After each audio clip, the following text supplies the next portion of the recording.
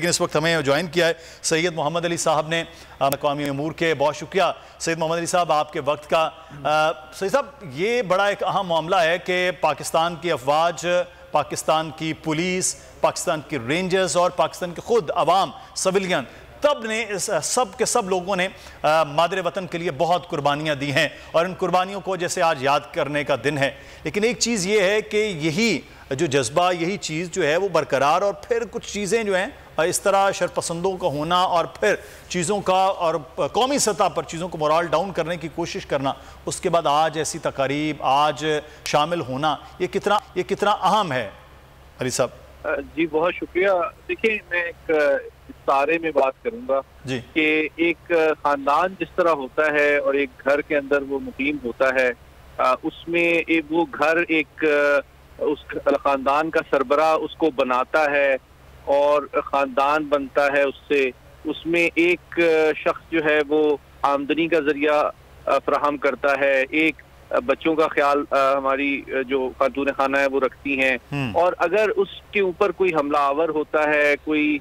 دشمن اس کو بری نگاہ سے دیکھتا ہے، جان مال عزت کسی کو بھی، تو ایک جو خاندان کا فرد ہے وہ باقی پورے گھر اور خاندان کی حفاظت کرتا ہے. تو پاکستان کی افواج جو ہے نا، ان کا جو رول ہے وہ ہم سب کا جو گھر ہے پاکستان، اس میں اس محافظ کا ہے جس پہ پوری قوم کی جان مال اور عزت کا دار و مدار ہے. ہماری قوم اگر رات کو چین کی نیند سوتی ہے یا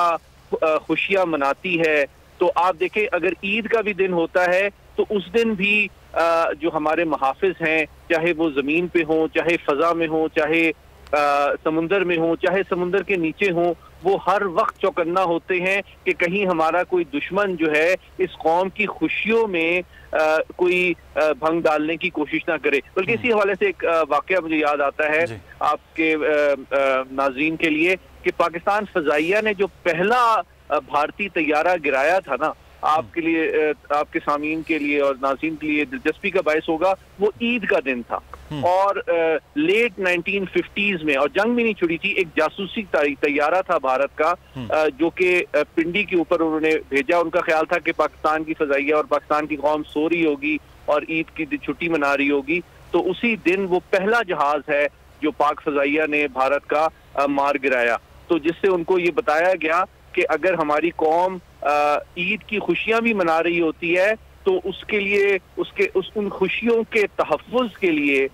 پاکستان کی افواج زمینی، بحری، بری ہر وقت چوکنا اور تیار ہوتی ہیں. اور سب سے بڑی بات، چونکہ میں دفاعی اداروں میں بہت عرصے سے تعلیم، تدریس و تحقیق کے حوالے سے منسلک رہا ہوں، تو آپ کو بتاتا چلوں کہ دیکھیں یہ ہماری جو افواج ہے نا، یہ کوئی ایک الگ شعبہ نہیں ہے ہماری قوم کا. ہماری قوم کا یہ ایک بہت اہم حصہ ہے. ایک شخص جو اس کی خوشحالی کے لیے ایک فرد کام کرتا ہے، ایک اس کی ترقی کے لیے کام کرتا ہے، تو ایک بھائی جو ہے اس کی سلامتی کے لیے کام کرتا ہے. تو یہ قوم کے جسم کا ایک بہت اہم حصہ ہے، اور یہ حصہ باقی قوم سے کچھ نہیں توقع کرتا سوائے اس کے کہ اس کو عزت دی جائے، اس سے محبت کی جائے، اس کی قربانیوں کو جانا جائے، یاد رکھا جائے. وہ خون اور پسینہ جو یہ ہمارے جوان اور افسران بہاتے ہیں، جو کہ وہ بے جگری سے دہشت گردوں کے ٹھکانوں کے اندر کود پڑتے ہیں تاکہ ہمارے شہری سکون سے زندگی گزار سکیں، چاہے ہمارے بچے تعلیم حاصل کر سکیں، بازار اور فیکٹریاں اور دفاتر آباد رہ سکے. تو وہ قوم سے یہ توقع کرتے ہیں کہ ان کو عزت دی جائے گی، ان سے محبت کی جائے گی، ان کے خون کی تکریم کی جائے گی. تو کبھی کوئی بھی گروہ یا جتھا اگر اس کو ڈیسیگریٹ کرنے کی کوشش کرتا ہے، تو میں سمجھتا ہوں کہ پاکستان کی تاریخ میں نفسیاتی اعتبار سے پاکستانی فوج کے لیے اس سے بڑا دھچکا نہیں ہوگا کہ اگر کوئی مس گائیڈڈ یا گمراہ کن گروہ پاکستانی قوم کی فوج کے جو سب سے بڑے سرمایہ افتخار اور سب سے بڑی جو قربانی دینے والے ہیروز ہیں، ان کی نشانیوں کے ساتھ کی بے حرمتی کرے. اس سے بڑا حملہ ہماری قوم کی عزت اور ہماری فوج کی قربانیوں پہ نہیں ہو سکتا. علی صاحب، اس میں ایک بڑی اچھی چیز ہے، ہمارے سپہ سالار نے یہ بالکل ٹھیک کیا.